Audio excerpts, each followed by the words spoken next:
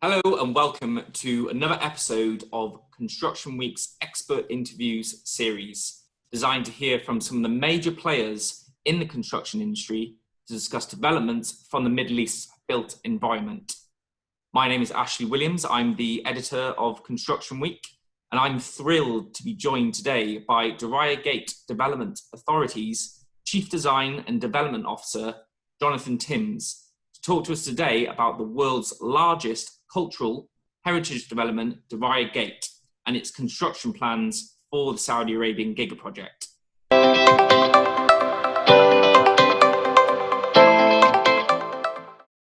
Jonathan, thank you very much for being part of the show today. Thank you, Ashley. I'm really excited to be here and talking about what is Saudi Arabia's jewel of the kingdom.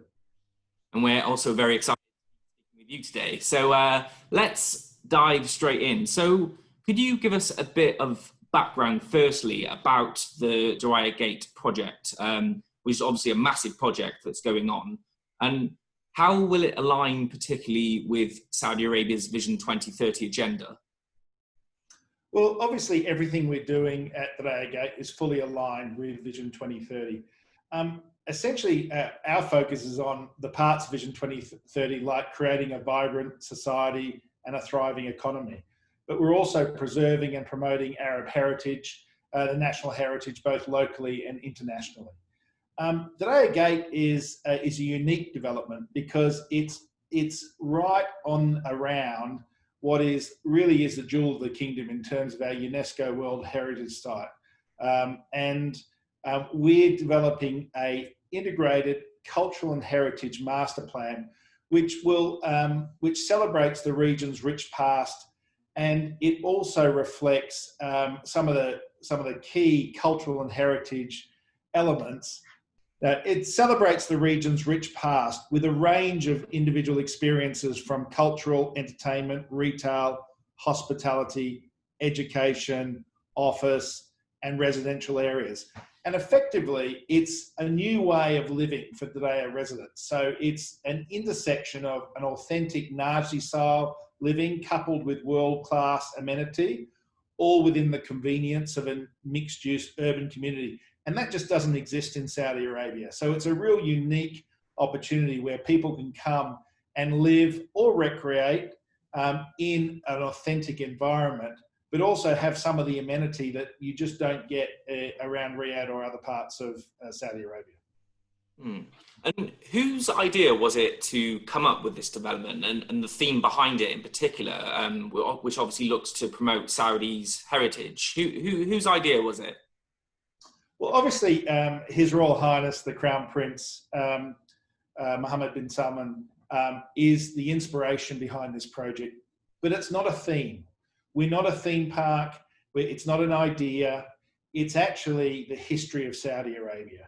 And the Najdi-inspired architecture, which is, as you grow to understand it, is just a beautiful type of architecture with so many possibilities, is really at its heart. So what we're trying to do is not think of what we'll create, but really recreating how Saudis lived hundreds of years ago, and then incorporating within that some of the modern amenity of today, which makes for a really interesting and meaningful development, which I think Saudis and tourists will love alike. And Diriyah Gate Development Authority recently announced that construction has now started on the Diriyah Gate development. How is it progressing so far, and what kind of works have you begun? Yeah, we did announce the start of our major works. We're on a very fast track program. We're wanting to complete everything by 2025, which is a very ambitious undertaking. We've started in a range of areas. So firstly, our major infrastructure program, there's an enormous amount of excavation that has to be done and building subsurface infrastructure. So that's kicked off and we're starting that excavation. But also we have some assets that are being developed now in and around the Bajeri precinct. And for those of you who don't know, Bajeri precinct is the precinct opposite and surrounding the World Heritage Site at Taif. So in that precinct, firstly, in the northern part of our site around the Bajeri precinct, we're doing a major infrastructure upgrade So where the Formula E track is, we're having to dig up the track and put the services that will underpin all of these future developments. And then as we, towards the end of the year and before February next year, we'll be redoing the streetscape. And the streetscape you will see in that area will be new to Saudi Arabia. It will be a walkable city. It will be beautiful. It will be shaded. And so that's going to be the first glimpse in early 2021 of some of the amenity that is coming to the community. We also have other projects. We've got the Diriyah Art Oasis, which is already under construction. We've got Samhan Heritage Hotel, which is a heritage mud hotel of about circa 150 keys. It's just about to start construction. A high-end through to middle market restaurants in a really unique environment overlooking At Tarif. So you're going to get a lot of new to market entrants as well as some authentic Saudi cuisine in what we are certain will be the #1 place to dine within the kingdom. And then finally, we're also starting work on our Wadi Hanifah redevelopment now, or I should say restoration. Wadi Hanifah runs for 110 kilometres through one end to the other end of Riyadh, and we've got 2 square kilometres abutting our master plan. And we're really focusing on rejuvenating and restoring the historical Wadi palm groves, which were a big part of life going back hundreds of years. And some of the earliest, traces of humanity in this region date back to Wadi Hanifah. So we're wanting to restore the palm groves. We're also wanting to restore some of the historical agriculture. And we're also creating a range of passive and active recreational opportunities for and other cultural experiences within the Wadi for both local people from Riyadh as well as guests who will be visiting the site. So that's probably a quick summary of some of our current projects. And if we talk back in a month or two's time, there'll be more to add to that list.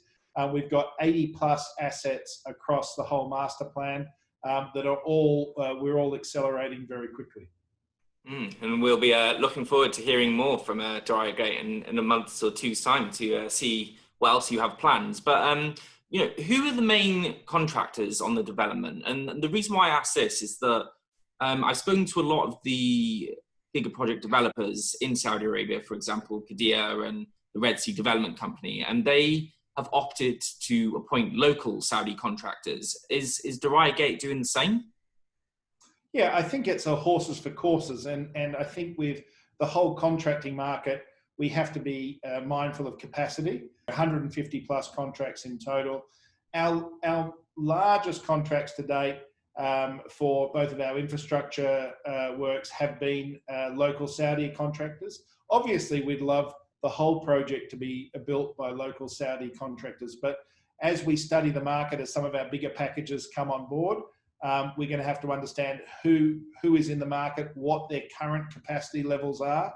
And there's no doubt there'll need to be additional capacity, whether that be from new entrants or existing contractor expansion, to cover the level of activity that's planned for the kingdom over the next few years. Jonathan, thank you very much for taking time out of your day today to join us. It's been an absolute pleasure speaking with you. Thank you, Ashley. It's been my pleasure. And for those of you watching, feel free to comment and share this video, and make sure to subscribe to Construction Week's YouTube channel to catch future episodes. Thank you very much for watching, and until next time, goodbye.